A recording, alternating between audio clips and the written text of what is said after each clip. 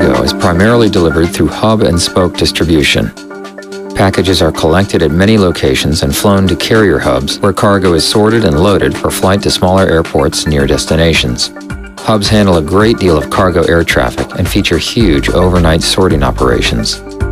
Like air carriers, air cargo operators maintain a fleet mix to satisfy their needs for time-sensitive delivery. Due to the sheer volume at any given fleet mix, individual cargo carriers are the best source for information on their specific fleet.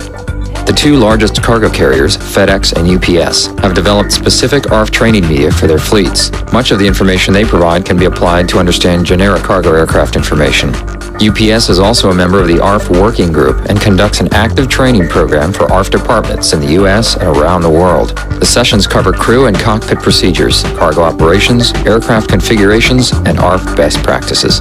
Work directly with the individual carriers operating at your airport. Hands-on training and demonstrations with cargo carrier personnel is a valuable training tool and absolutely vital in regards to emergency planning.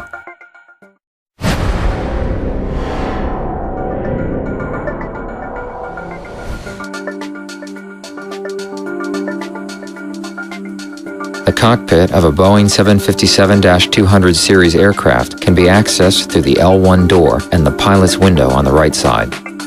In the UPS configuration, seating capacity is 6 occupants. The flight deck of a Boeing 747 is on the upper deck and can be accessed through the crew and service door on the right side, the overhead escape hatch, or the L1 entry door located on the main deck. 747s can accommodate 8 to 12 occupants, and some have additional exits near the rear of the upper deck. The cockpits of the Airbus A300-600F series aircraft can be accessed through the L1 door and the 2 operable cockpit windows with emergency descent devices. The seating capacity in the UPS configuration is 7 occupants. The cockpit of an MD-11F series aircraft can be accessed through the L1 passenger door, the R1 service door, or a designated chop-out area in the cockpit clear view window. Seating capacity in the UPS configuration is 7 occupants. Some larger aircraft may have seating modules and/or crew rest modules. Boeing 747s are designed with overhead sleeping modules. Boeing 777s, DC-10s, MD-10s, and MD-11s have sleeping berths and/or seating modules located aft of the cockpit. The MD-11 sleeping berth will block the L1 door if extended. The 747 berths are in the aft crown. Configurations may vary depending on the distance from the bulkhead. Most aircraft are equipped with communications between these modules and the cockpit. ARF crews must be familiar with each configuration providing service at their airport. In addition to the cockpit, any of these areas may be occupied during an accident or incident. In addition to the crew, there may be additional lives on board a cargo aircraft. A supernumerary is an occupant of an aircraft who is not part of the flight crew, including animal handlers or airline personnel not part of the crew. Lavatories are available to crew and supernumerary riders. Supernumerary riders may have an interphone to the cockpit. You may also find modules containing racehorses or circus animals. Livestock are usually accompanied by supernumerary handlers. Depending on the aircraft, livestock modules may be located fore or aft of all positions. Many cargo aircraft in use today have been converted from passenger aircraft. On those aircraft, the L1 and R1 doors may still be available and may have escape slides. However, cargo aircraft are not required to have contrasting color outlines around passenger doors. Other than the primary cockpit entrance, remaining doors may be inoperable once the aircraft is converted to a freighter. Aircraft that were originally built as cargo aircraft rather than converted from passenger configurations may not have R1 doors. Clearly, there are no overwing exits. Some L1 doors may not have escape slides. Those that do not will have inertia reels. Aircraft that have been converted from passenger to cargo configurations may have the same primary exits, but overwing and secondary exits may be paneled over. Mid-cabin doors could be bolted closed, as they are never needed.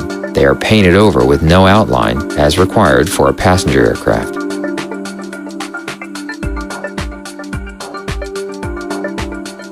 If there is no power to the aircraft, it may be necessary to operate the doors manually. On many narrow-body aircraft, like the MD-80 or Boeing 737, this can be a simple procedure. Some narrow-body freighters, like the Boeing 757, and all wide-body aircraft, require a somewhat involved process. In any case, manually opening cargo doors may not be the best course of action. The cargo doors of aircraft that remain upright after landing, especially those with failed landing gear, may be extremely stressed and nearly impossible to open. Attempting to open cargo doors could distract limited ARF personnel from more pressing tasks. If manual opening is chosen, your cargo carrier, the aircraft manufacturer, and the ARF database can provide crash charts, which will include detailed descriptions of actions required to open doors manually. After releasing the locks, many of these doors will require inserting a drive into a door opening mechanism to manually open the door. A speed wrench can be used to open these doors, but some doors will require hundreds of revolutions of the wrench. Certain battery-operated speed wrenches can be useful in this process. The drive size may range from 1/2 to 3/8 of an inch. Typically, aircraft manufacturers advise against using these tools that operate at greater than 500 RPMs, as higher speeds may burn up the door actuator. Check with your cargo airlines for specific recommendations on the best tools to carry.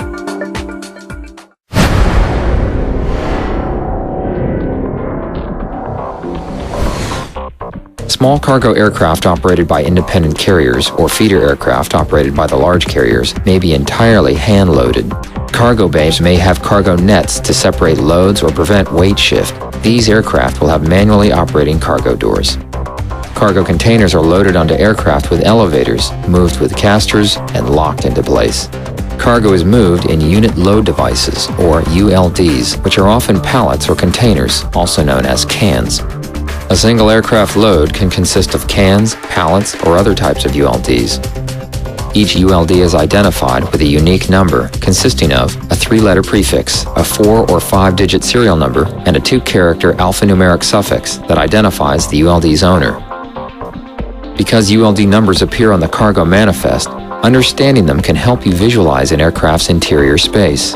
The ULD prefix can be used to look up the ULD's height, which can help determine the piercing locations. ULD reference charts can be obtained from cargo carriers or online. In addition to the ULD number, the position on the aircraft is also identified on the manifest. Each cargo position is numbered from front to rear and may also have left, center, or right designations. A ULD number on the cargo manifest that ends in 4R indicates that the ULD is in the cargo position 4 right. The terminology used to describe belly positions may vary from operator to operator.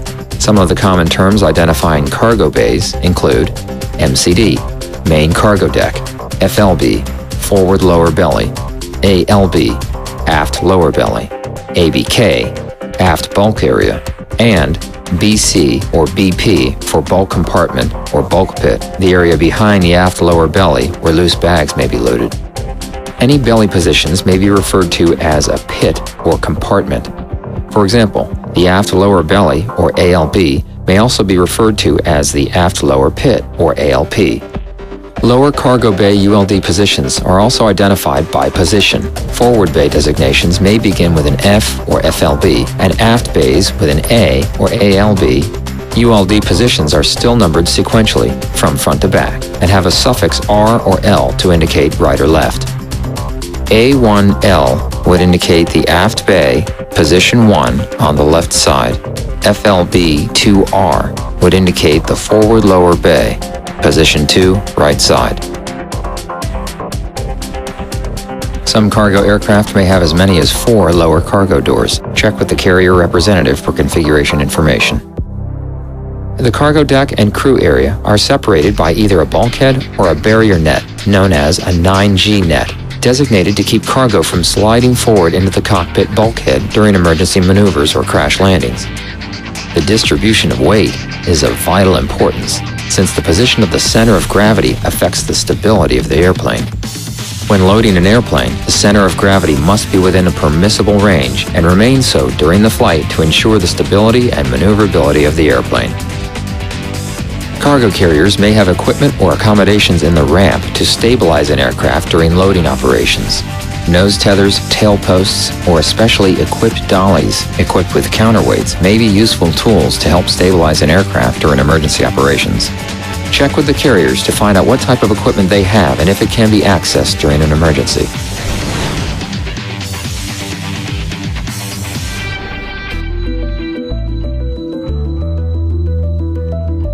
Cargo being shipped must be properly labeled. Labels are printed hazard warnings that identify primary and subsidiary risks specific to the material. They also identify handling instructions.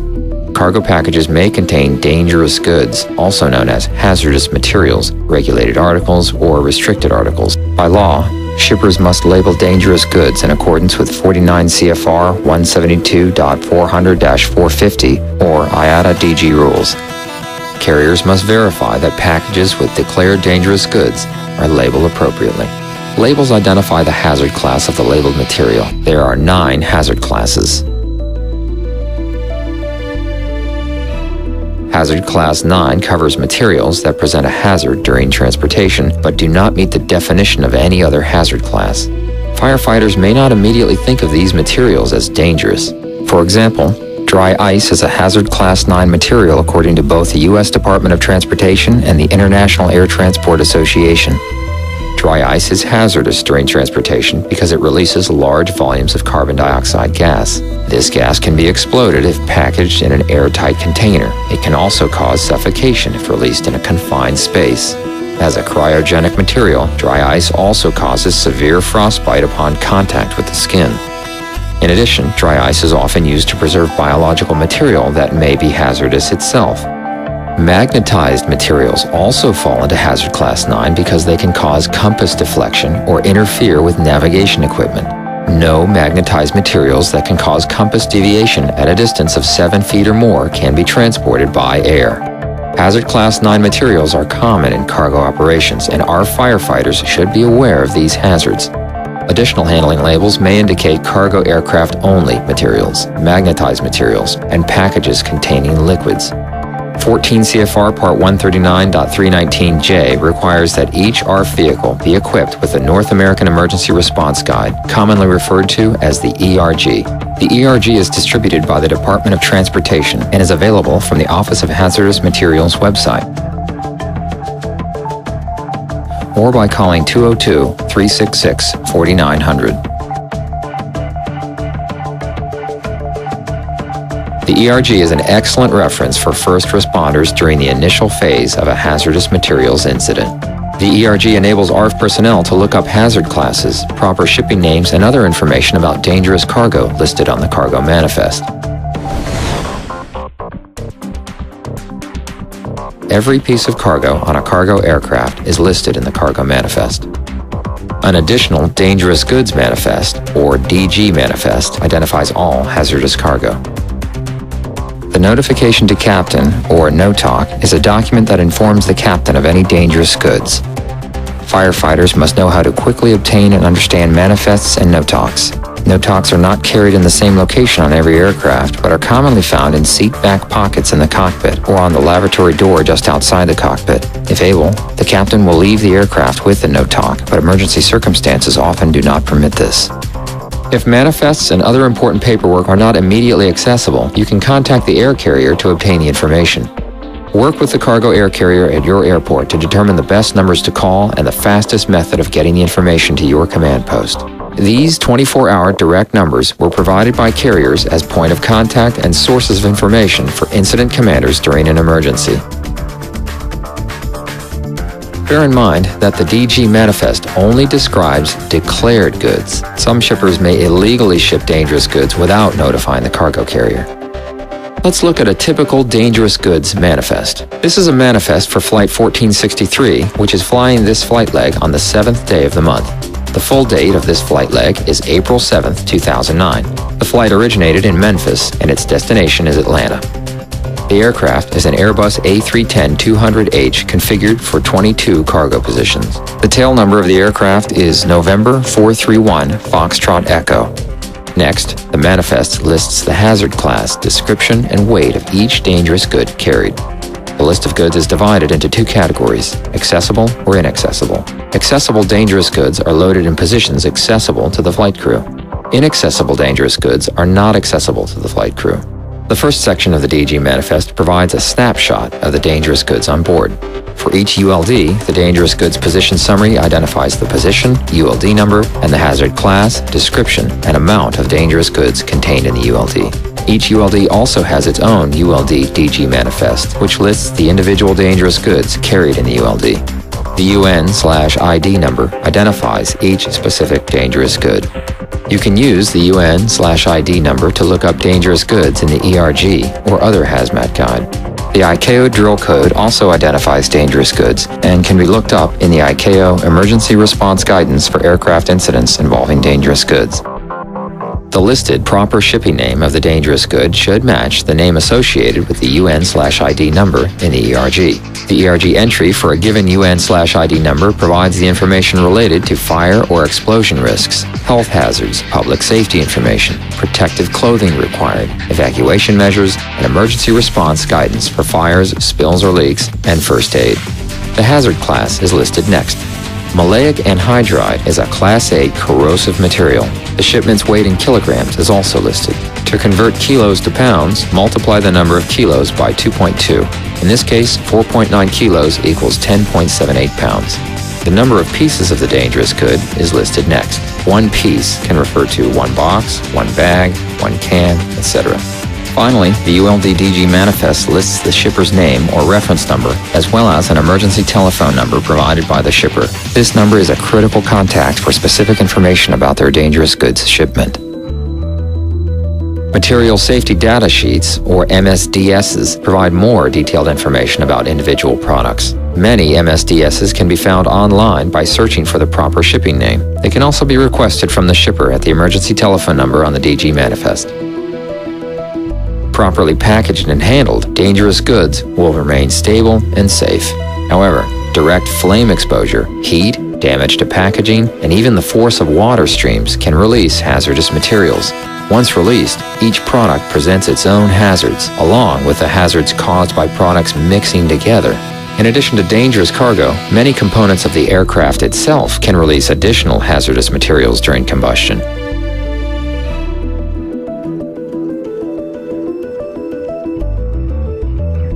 Firefighters must be careful to evaluate the DG manifest and situation and work with the airline, shippers, and hazmat technicians to manage dangerous goods.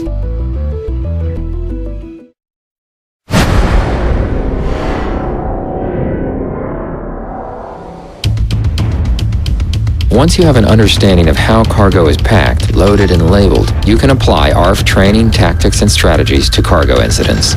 As with any ARF incident, accurately assessing the incident is critical. Decisions made in this stage set the tone for the rest of the incident. There are several factors you must consider. Starting with the initial call to report the emergency, communications should factor heavily into your assessment. Communication